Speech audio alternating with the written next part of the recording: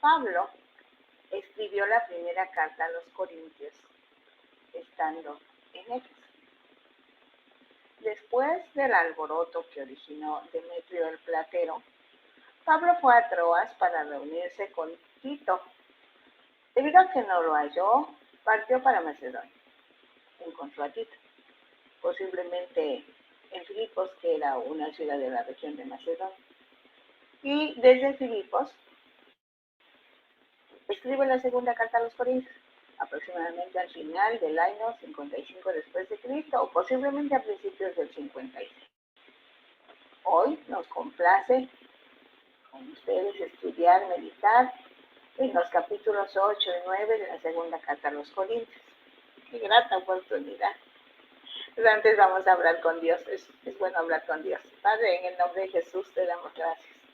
Muchas gracias por estas cartas, por este día, por estos días, por estos climas, por estos aconteceres. Muchas gracias.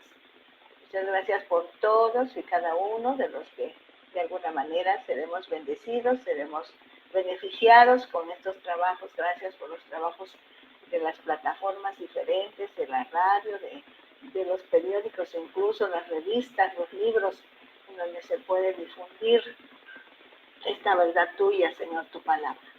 Gracias por todos y cada uno de estos servicios para ti. En el nombre de Jesús. Amén. Antes de iniciar el capítulo 8, es necesario hacer algunas aclaraciones. En los primeros 7 capítulos encontramos verdades importantes sobre tribulación, conflictos, pobreza, pero sobre todo el consuelo de Dios para sus hijos y servidores, a fin de aprender a consolar a otros, pues es vital para el desarrollo de la vida cristiana. En los capítulos 8 y 9 parece que cambia la idea, pero realmente continúa, porque cuando hemos sido consolados, conocemos a Dios, confiamos en Dios y queremos mostrar nuestra gratitud, ayudando a los demás. Así que ofrendar es una forma de mostrar crecimiento y amor cristiano. Macedonia era un país que estaba al norte de la región de Grecia. Durante sus viajes evangelísticos, Pablo visitó Neápolis, Filipos, Anfípolis, Apolonia, Tesalónica, que era la capital, y Berea. Corinto era la capital de la región de Acaya. Esto es muy importante. En cierta manera, la región de Macedonia y Corinto eran rivales socioeconómicamente hablando, porque las dos eran ciudades importantes, en cuya sociedad estaban los miembros de la iglesia. El apóstol Pablo, fijémonos aquí, el apóstol Pablo se considera embajador de Jesucristo, enviado a los gentiles para cumplir el propósito de Dios. ¿Cuál es el propósito de Dios? Entregar las nuevas de salvación y de vida para las naciones. Entonces Pablo tiene una idea global y globalizadora. Pues mira el mundo conocido de su tiempo como de una sola pieza, y guiado por el Espíritu Santo, aplica este principio a la iglesia de Jesucristo. Jesucristo el vencedor. Así que confirma las palabras del Antiguo Testamento. De un linaje hizo todos los pueblos de la tierra, lo que le permite promover la unidad, el compañerismo, la colaboración, la interdependencia, la relación. Por ello les recuerda a los corintios su deber de apoyar generosamente a sus hermanos de Jerusalén. Tiempo atrás fue conocido como Saulo de Tarso, fariseo, maestro de la ley de Moisés, criado en Jerusalén al lado del maestro Gamaliel. Así que amaba a la gente de Jerusalén. Después de su encuentro con Jesucristo camino a Damasco, reconocía que en Jerusalén nació la iglesia de Jesucristo. La consideraba como la iglesia madre en la fe. Decía que los gentiles eran deudores de los cristianos de Jerusalén, quienes, debido a la persecución o a las persecuciones, en ese momento, históricamente hablando, formaban una iglesia local, pequeña y, por cierto, que padecía pobreza económica. Vamos de una vez al pasaje. Entonces estamos hablando de 2 de Corintios, capítulo 8, versículo 1. Asimismo, hermanos, os hacemos saber la gracia de Dios que se ha dado a las iglesias de Macedonia. Pablo, el apóstol, generaliza cuando se refiere a los hermanos. No hay jerarquías, no hay asignaciones, no hay categorías, no hay exenciones, no hay consideraciones. Se refiere a los hermanos que viven en Corinto. A los hermanos que viven en Corinto les dice que es necesario que sepan algo. Las iglesias de Filipos, Tesalónica y Berea, eran ciudades de la región de Macedonia, han recibido gracia de Dios. La palabra gracia viene de un verbo que quiere decir estar bien, estar alegre. Muchas veces se usa en el saludo, al encontrarse o despedirse. Quiere decir que estés bien. Gracia también se refiere a la influencia divina sobre el corazón y su reflejo en la vida. Incluye gratitud por la influencia recibida.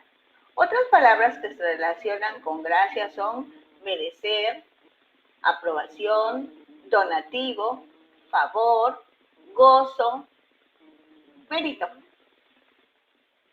Gracia también se refiere como don o regalo que se entrega al hombre. Por eso dice la Escritura, porque por gracia, como una bondad inmerecida, como un regalo, son salvos. Eso lo encontramos en Efesios 2, versículo 8. Dios mismo es la fuente de ese don. Y entonces es sinónimo de amor, benevolencia, misericordia, fidelidad. En ese sentido, Jesucristo es la gracia de Dios por excelencia.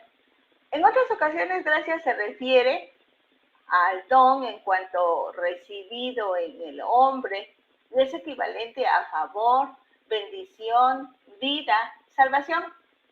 En esta carta, en este pasaje, debe considerarse así como don o regalo de Dios en cuanto a que es recibido en el hombre y equivale a favor, equivale a bendición.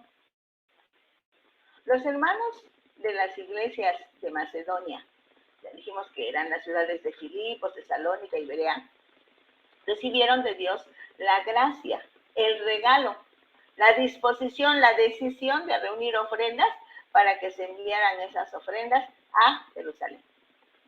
Dice el versículo 2, que en grande prueba de tribulación, la abundancia de su gozo y su profunda pobreza abundaron en riquezas de su generosidad. Estas iglesias nacieron en medio de tribulación. Por ejemplo, en Filipos, una mujer fue liberada de espíritu de adivinación. Eso provocó un problema para Pablo. Provocó que ellos fueran azotados, encarcelados, porque sus dueños de esa mujer se vieron afectados económicamente. En Tesalónica, los judaizantes llegaron a las personas que estaban recibiendo el mensaje de salvación y armaron un alboroto. Pablo y Silas tuvieron que salir de noche hacia Berea. Allí predicaron la palabra, pero también a Berea llegaron personas a hacer desorden. Así que los hermanos se llevaron a Pablo a Atenas. Definitivamente, cuando hay problemas en la predicación del evangelio, muchas personas creen y al experimentar la salvación por gracia, junto con los cambios que eso conlleva, las personas están agradecidas con Dios y con los que les instruyen en la palabra. Tan agradecidos están que gustosamente entregan lo que tienen para que la expansión del evangelio siga su curso. Pablo está asombrado porque los hermanos de la región de Macedonia con gran esfuerzo entregaron su colaboración para los hermanos de Jerusalén. Por cierto, que no era tanto la cantidad, pero sí era más de lo que Pablo esperaba.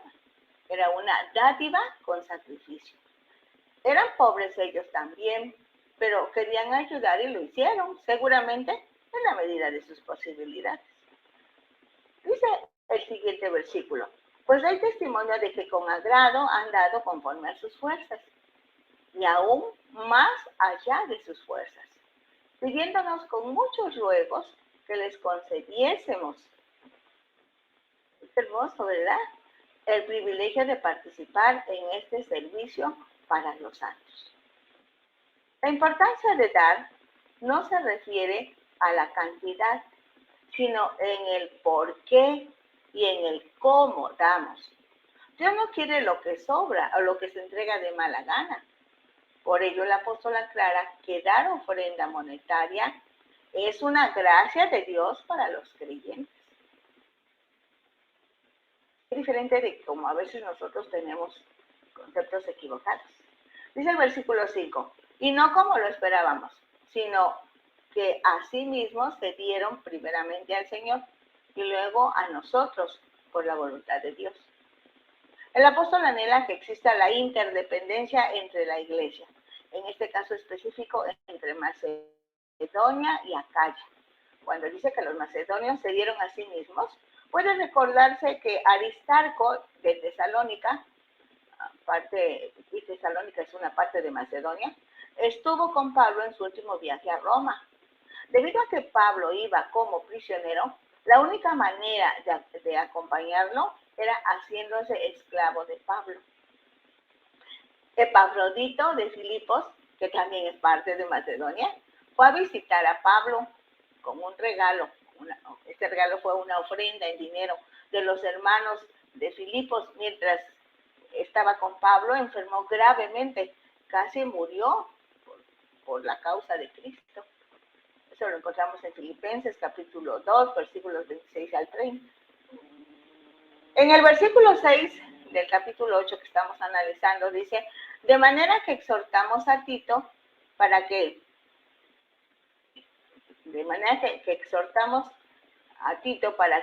tal como comenzó antes, así mismo acabe también entre ustedes esta obra de gracia. Como comprobamos, dar ofrendas monetarias es un proceso. El primer paso es que las personas conozcan a Cristo como su Salvador y Señor, porque de lo contrario no es ofrenda. Puede ser un donativo, una ayuda, una cooperación, una limosna. Dice que enseguida se dieron al equipo apostólico. Quiere decir, reconocieron que los que les enseñaron la palabra y explicaron las verdades relacionadas con Dios, ¿qué verdades? El arrepentimiento, el perdón, la restauración, la comunión con Dios, la comunión con los hermanos, la acción de gracias a la iglesia madre y demás, eran dignos de confianza.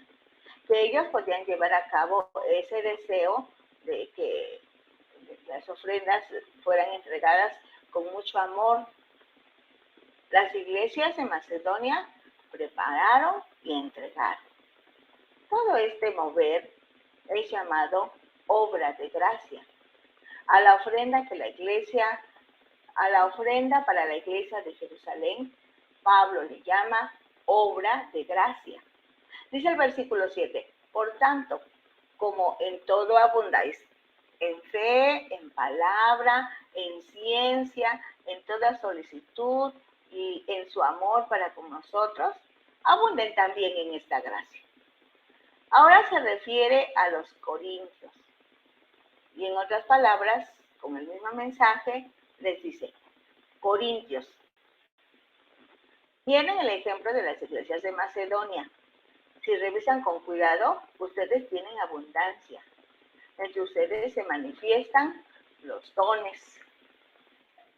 La gracia no solamente se refiere a dinero, porque entre ustedes se manifiestan los dones del Espíritu Santo. El amor de Dios está en sus corazones. Nos aman. Entonces, esperamos de ustedes ofrendas abundantes. En pleno siglo XXI, las cosas son muy parecidas. Tú y yo podemos. ¿Qué podemos? Pues buscar oportunidades de ayudar para que el Evangelio siga extendiéndose. Entreguemos gustosos nuestras ofrendas. Pueden ser en dinero, pero también pueden ser en especie. Puede ser compartiendo conocimientos, oficios. Hay muchas maneras de bendecir y de ser bendecidos, porque debemos recordar que el que da, recibe. Dice ahora en el bloque que está en los versículos 8 al 15. No hablo como quien manda, sino para poner a prueba, por medio de la diligencia de otros, también la sinceridad del amor vuestro. Les recuerda su deber, porque por experiencia tenemos que no los más ricos son más generosos, sino que los que menos tienen son los que más dan, además de que la ofrenda debe ser voluntaria. Dice el versículo 9, porque ya conocéis la gracia de nuestro Señor Jesucristo, que por amor a vosotros se hizo pobre siendo rico, para que ustedes con su pobreza fuesen enriquecidos. Este es el ejemplo máximo de entrega. Este es el ejemplo máximo de dar. Pues el sacrificio de Cristo se inició en el cielo mismo, cuando decidió dejar su trono de gloria y tomar forma humana. El mayor don, regalo u ofrenda es cuando el que da entrega parte de él mismo. Por ello el Señor Jesucristo es el ejemplo por excelencia. La palabra que se tradujo como pobreza también se puede traducir como ser destituido, pobre como pordiosero, reducido a una extrema pobreza. Ahora bien, no solo se hizo pobre, sino que al hacerse pobre, a nosotros nos hizo ricos, porque recibimos salvación y vida eterna. Dice el versículo 10, y en esto doy mi consejo, porque eso les conviene a ustedes, que comenzaron antes, no solo a hacerlo, sino también a quererlo, desde el año pasado. Tenía un año que los corintios habían recibido la invitación para que reunieran esta ofrenda. No obstante, por lo que se lee en la carta, aún no la habían recogido.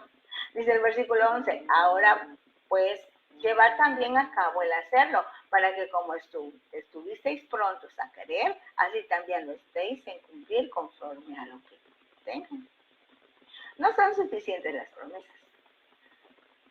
Eso es muy importante. Los impulsos, decir sí sin especificar cuándo. Ahora bien, no se les había asignado ninguna cantidad o cuota fija.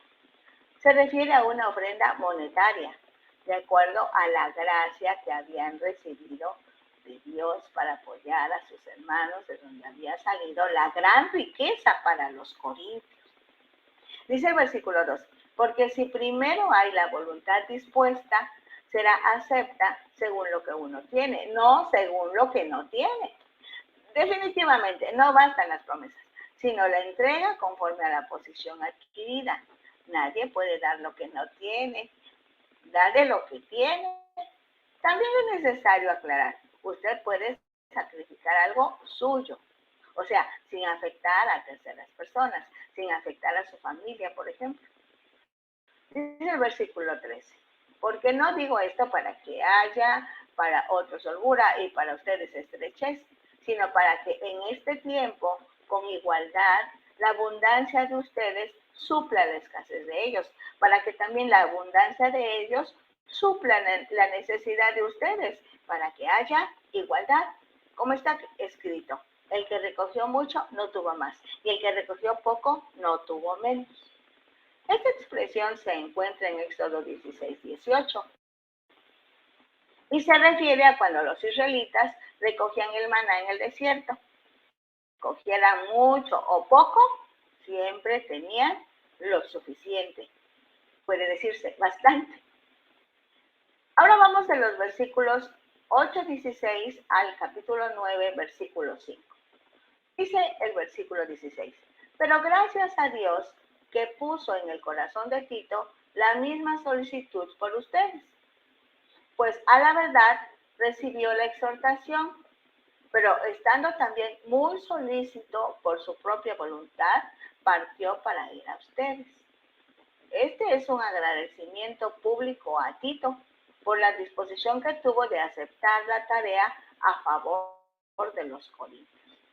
Dice el versículo 18, y enviamos juntamente con él al hermano cuya alabanza en el evangelio se oye por todas las iglesias.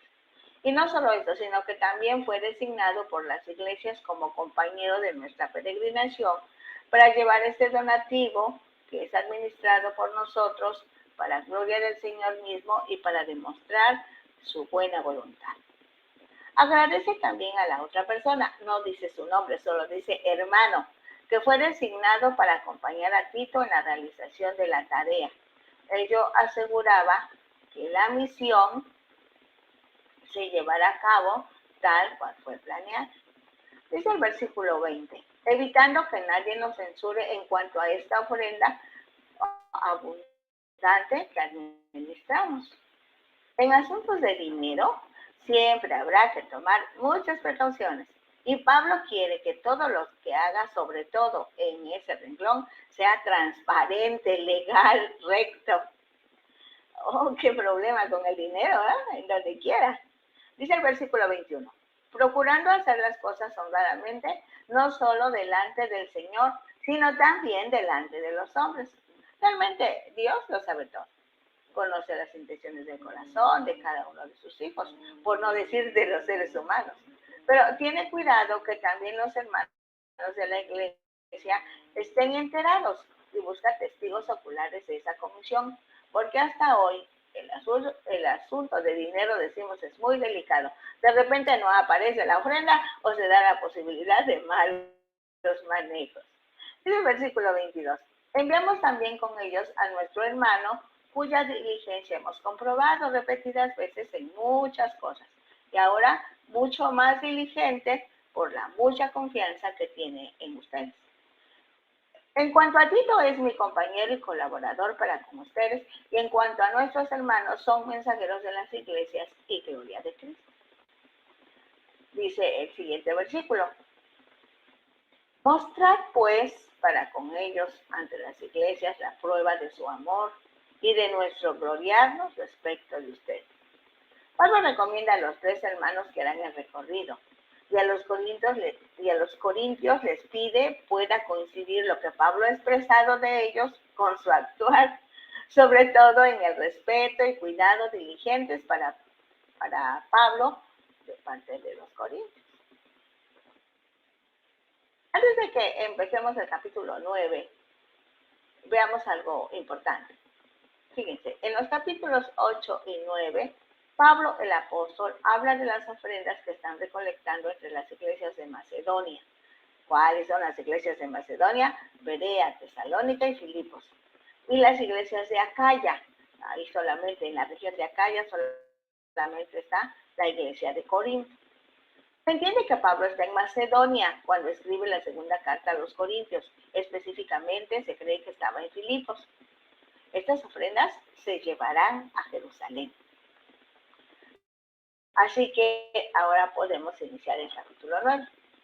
Cuanto a la administración para los santos, es por demás que yo os escriba, pues conozco su buena voluntad, de la cual yo me glorío entre los de Macedonia. Que Acaya está preparada desde el año pasado, y su celo ha estimulado a la mayoría. La carta está dirigida a los corintios, a los que les dice, en lo relacionado al servicio, el dinero, la ofrenda monetaria, para los santos, la iglesia de Jerusalén. Ustedes ya están enterados. ¿No? En cierta manera, no tendría que decir nada más, pero dice, porque yo los conozco a ustedes. Conozco su gran corazón, su buena voluntad, y les he dicho a los hermanos de Macedonia que ustedes, los de Corinto, que está en la región de Acaya, tiene 1 año que cuentan con esa ofrenda. Y esto ha motivado a los hermanos en Macedonia. Esta es una estrategia de Pablo. A los de Corinto les pone como ejemplo a los de Macedonia. Y a los de Macedonia les pone como ejemplo a los de Corinto. Como podemos ver, para animar a la iglesia, Pablo, el apóstol, se expresa bien de cada una delante de la otra. Pero no dice mentiras. Les hace saber que prefiere comprobar que sus halagos son ciertos. Así que también les recuerda, les anima Hasta cierto punto les apura para contar con la ofrenda a la mayor brevedad posible. Observemos, no les dice a los de Corinto, desde hace un año necesitamos esa ofrenda y ustedes no han ofrendado. No, no les dice así, sino que les anima para que ofrenden. Y cuando lleguen los hermanos que van expresamente para recoger esa ofrenda, encuentren efectivamente una ofrenda abundante. Ahí dice el versículo 3. Pero he enviado a los hermanos para que nuestro gloriarnos de vosotros no sea vano en esta parte, para que, como les he dicho, estén preparados. La expresión los hermanos se refiere a los enviados para este asunto en particular, recoger la ofrenda antes de la llegada de Pablo. El apóstol tenía en cuenta los detalles. Pensó, debo advertirles, ponerles sobre aviso, para que no los haga quedar mal al llegar y no estén preparados con la ofrenda. Dice el versículo 4. No sea que si vinieren conmigo algunos macedonios y os hallaren desprevenidos, nos avergoncemos nosotros, por no decir ustedes, de esta nuestra confianza. Realmente les está recordando su promesa, pues ellos habían dicho que enviarían un regalo, gracia u ofrenda en dinero para las iglesias en Jerusalén. La intención es que cumplieran su promesa, por bien de Pablo, para poder llevar un buen regalo a las iglesias de Jerusalén, pero también por bien de los corintios, pues cuando se promete algo, si no se cumple esa promesa, uno se vuelve deudor y quiere protegerlos. Por eso los está animando para que cumplan su promesa. Dice el versículo 5, por tanto, tuve por necesario exhortar a los hermanos que fuesen primero a ustedes y preparasen primero su generosidad antes prometida, para que esté lista como de generosidad y no como de exigencia nuestra. Este asunto de la gracia, regalo u ofrenda en dinero para los hermanos de Jerusalén, parece algo sin tanta importancia, cuando es un asunto vital en la vida de la iglesia, toda vez que en el Nuevo Testamento no se habla de dar diezmos, primicias, holocaustos, que significaban recursos en dinero para los levitas y sacerdotes de la religión judía, y de esa manera pagaban los servicios propios de la liturgia del templo de Jerusalén, por ejemplo. Como vemos, Pablo el apóstol y el equipo apostólico trabajaba para suplir sus necesidades, o bien la iglesia daba regalos o ofrendas para sustentar a los embajadores del reino, como se definía Pablo. Era necesario que la iglesia aprendiera a amar a sus hermanos, ya sea la iglesia de Jerusalén, que por cierto estaba viviendo en pobreza material, o bien para los evangelistas, ancianos, maestros, colaboradores como Tito, Epafrodito, Timoteo, Silas, Lucas, que como dijo Pablo en un momento determinado, tenían que, ellos se dieron personalmente a Dios y el Espíritu Santo dirigió sus vidas para hacer apoyo al trabajo evangelístico de Pablo, haciendo viajes, llevando cartas, ¿no?, cuidando de los grupos recién integrados. En tanto se nombraban ancianos para que cuidaran de la iglesia naciente en los diferentes lugares. Ahora bien, hasta hoy, cuando se habla de ofrendas en dinero, hay reacciones diversas y pueden presentar por lo menos los siguientes aspectos.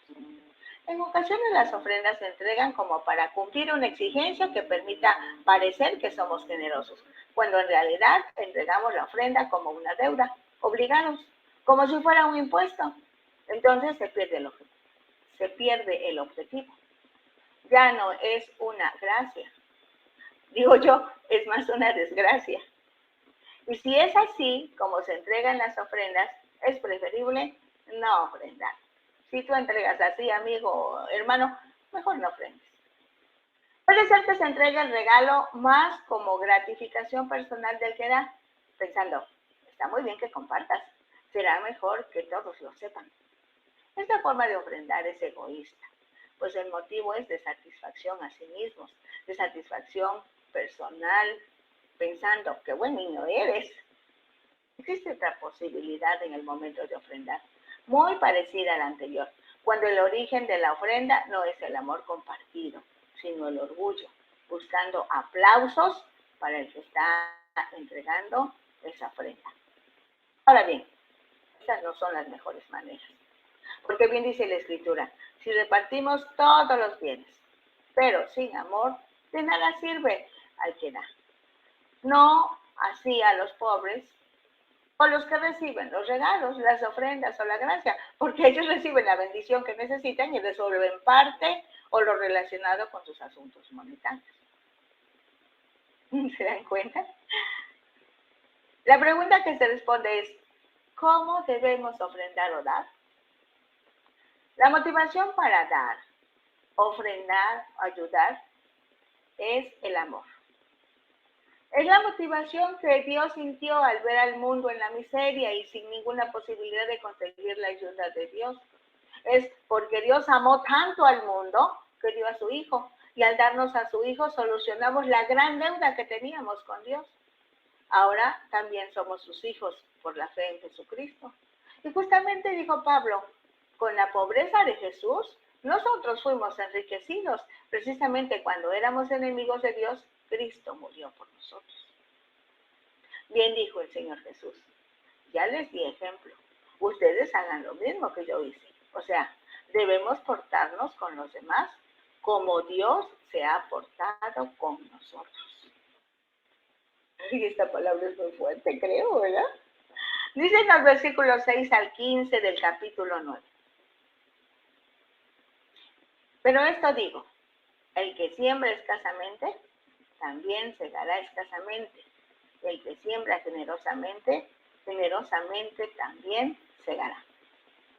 Esa es la ley de la siembra y la cosecha.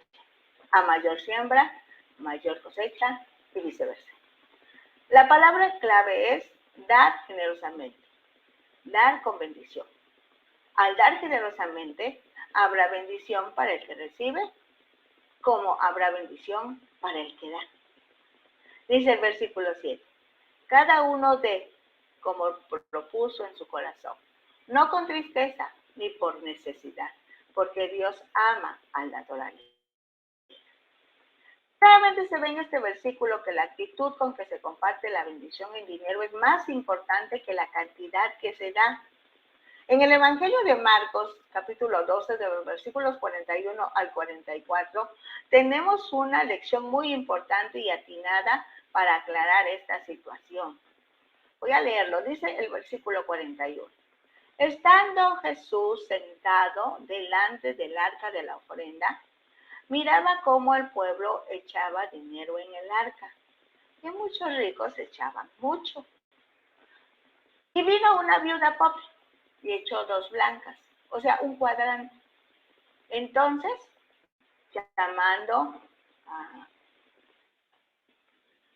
llamando a sus discípulos, les dijo, de cierto, esta viuda pobre echó más que todos los que han echado en el arca. Porque todos han echado de lo que les sobra.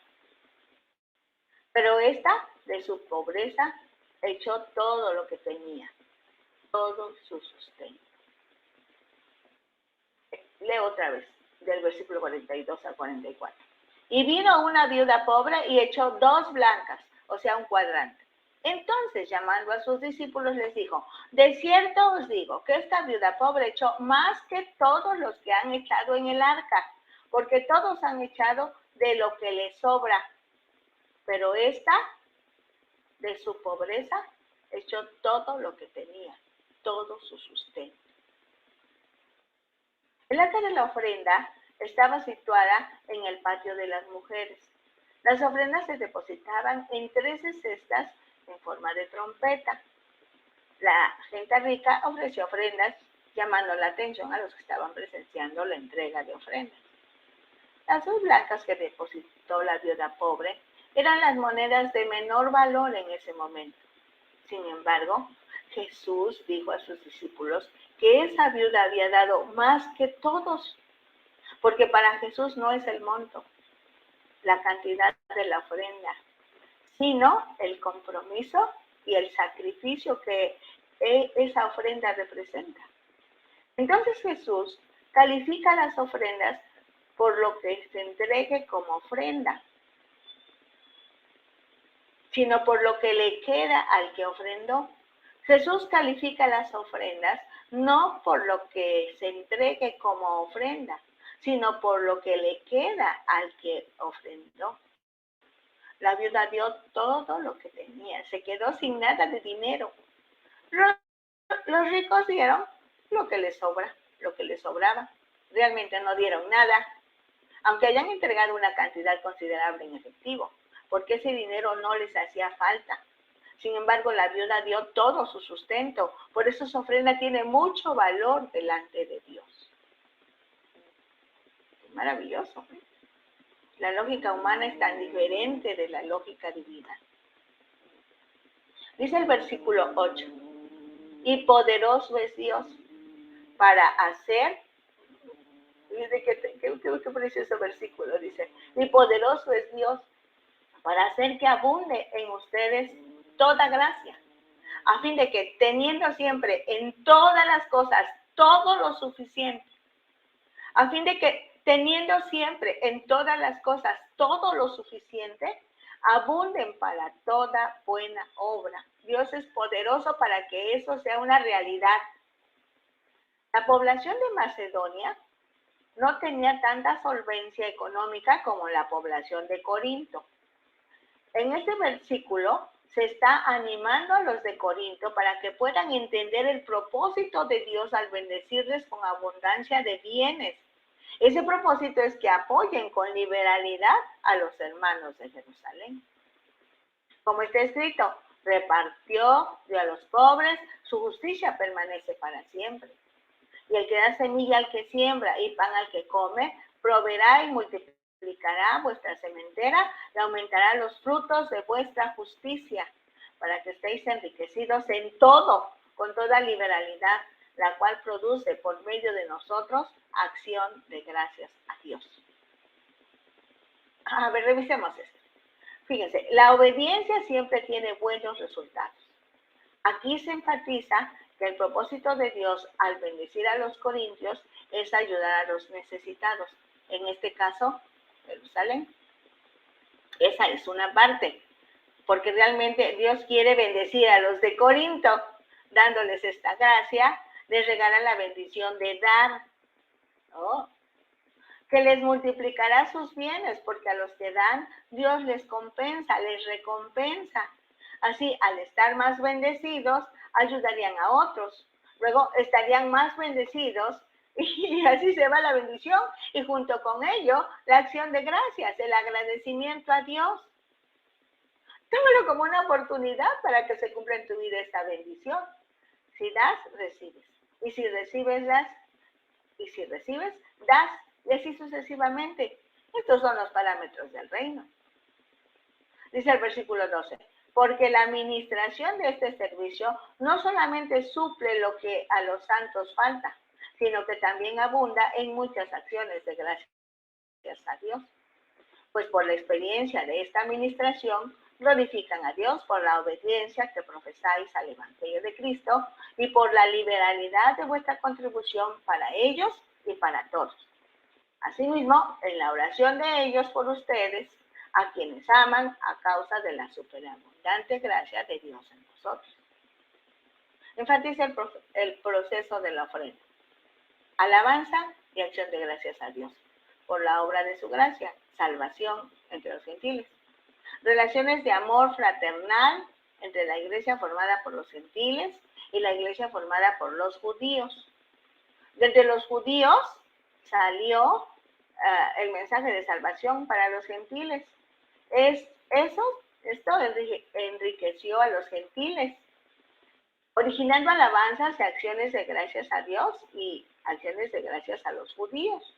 Dios permitió que la iglesia de Jerusalén experimentara pobreza y que Pablo se diera cuenta que los gentiles tenían recursos en dinero para apoyar a sus hermanos que estaban en Jerusalén, dándoles entonces la interdependencia entre hermanos en Cristo, apoyándose mutuamente, siendo edificados en amor, formando el gran edificio de Dios para proclamar el Evangelio de Jesucristo. Maravilloso es todo esto, ¿eh? Dice el versículo 15, por fin, gracias a Dios por su don inefable. Bien, dice Pablo, el apóstol. El propósito de todo esto es que el nombre de Dios sea glorificado. Haya acciones de gracias a su nombre, pues la palabra que se traduce como don denota don libre, acentuando su carácter de gratuito. En el Nuevo Testamento se usa siempre de un don espiritual o sobrenatural, por el que no se paga nada en dinero. Se obtiene junto con la salvación, porque es por gracia. Está contenida en el paquete. Debe entenderse entonces desde el plano espiritual, o sea, la bendición de la salvación también incluye la bendición material, económica, en dinero, pero debe recibirse como lo que es, bendición espiritual, y utilizarlo en lo que Dios quiere que lo uses. Por eso es tan importante que aprendemos a ser guiados por Dios. Cada uno de los hijos de Dios debe tener esa relación con el Espíritu Santo para que sea guiado a través de la palabra, la Biblia y los dones espirituales que los miembros de la iglesia han recibido. Es en esta carta, por la dinámica que se está viviendo en la iglesia, que Pablo decidió concretar la enseñanza sobre la necesidad, obtención, traslado, cuidado y entrega de las ofrendas. Veamos qué es lo que puntualiza el apóstol. Dar es como sembrar. Si la semilla es buena y la tierra es buena, la cosecha será abundante. Así que si somos generosos a la hora de dar, tendremos cosecha abundante. La recompensa, además de dinero, trae otro tipo de riqueza, como calidez, amor fraternal, conseguir amigos, obtener ayuda cuando necesite, porque todos necesitamos alguna vez. Ahora bien, es necesario que sea Dios, óigalo bien, esto es muy importante, que sea Dios el que nos dé, nos indique lo que se tiene que dar, cuánto se tiene que dar, a quién se debe dar y con qué espíritu debe darse. Pues se trata de eliminar necesidades y Dios es el único que puede promover en nosotros amor y disposición de ánimo para descubrir la necesidad de los demás y enseguida satisfacerlas como parte del plan de Dios para nuestras vidas. Dar alivia la necesidad de los demás, vuelven a confiar en sus semejantes, también agradecen a Dios por la provisión. Dar nos identifica como cristianos, más en este tiempo de materialismo. Eso pasó con los corintios y la misma iglesia de Jerusalén. Ambos tenían sus reservas. En Jerusalén todavía estarían preguntándose si el evangelio era para los gentiles. Cuando recibieron la ofrenda, no dice la cantidad, seguramente cambiaron de opinión respecto de sus hermanos gentiles, pues comprobaron que no eran solamente palabras bonitas, sino hechos. Cuando damos, provocamos oraciones a favor nuestro y de otros. Esto beneficia a los demás, además de que produce oraciones de acción de gracias a Dios. Es una forma en que podemos conseguir que los corazones se vuelvan a Dios. El que nos enseña a dar, compartir, satisfacer, buscar, unir, es Dios. Por eso decimos, gracias a Dios por su don inefable. Bendito sea Dios. Por hoy dejamos este tema así. Bien bendecidos estamos. Hemos aprendido a dar. Tenemos la razón de dar. Muchas gracias. Muchas gracias. Bendiciones. Bendiciones para todos. La próxima semana nos vemos. Espero que estemos aquí con la ayuda de Dios. Si vivimos, vamos a estar aquí. Tenemos mucho que compartir todavía, que disfrutar. Estamos en las redes. Dios mediante seguiremos en Disfruta la Palabra, en Facebook, a nombre de Rosabela Hernández Ojeda en YouTube, y con nuestros hermanos de la radio, y ahora una televisora de América del Sur. Muchas gracias a Dios por todo esto. Bendiciones.